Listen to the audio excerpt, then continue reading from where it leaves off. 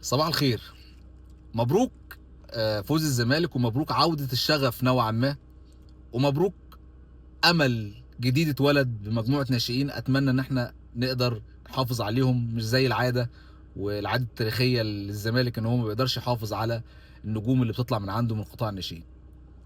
المطلوب بسرعة مدير فني اجنبي عشان نقدر نحافظ على حظوظنا في المنافسة على البطولات الموسم ده. بطولات؟ انت بتقول ايه ده؟ مفيش، الدنيا خربانة. لا، نقدر بالجمهور، نقدر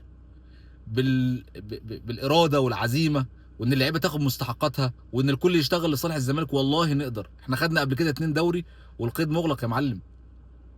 نقدر نعملها تاني، بس بشرط الكل يشتغل لمصلحه الزمالك. انت مش شايف بيراميدز والاهلي وشايف ان الدنيا عامله ازاي؟ بقول لك نقدر والله. انت شايف البطوله ومستويات اللعيبه متقاربه جدا. لو الزمالك اشتغل صح واللعيبه دي خدت مستحقاتها ومدير فني اجنبي واستقرار، وربنا هيكرمنا، صدقوني والله هيكرمنا. بس في الاول كلنا نشتغل لمصلحه الزمالك، وننسى الناس اللي بيكرهوا الزمالك، وننسى الناس اللي شغالين لمصلحتهم، وننسى السبوبجيه، وننسى تجار السوشيال ميديا. ننسى كل ده عشان الزمالك يرجع.